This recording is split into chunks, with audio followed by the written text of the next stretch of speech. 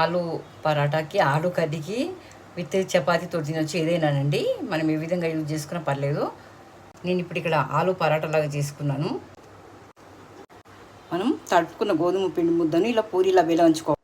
ఇలా పూరీలా వేలాంచుకున్న తర్వాత మనం వండుకున్న ఆలు పొట్టుని స్టఫింగ్ చేసి మళ్ళీ దాన్ని మనం చపాతీలా బేలన్ కర్రతో బెలాంచుకోవాలి.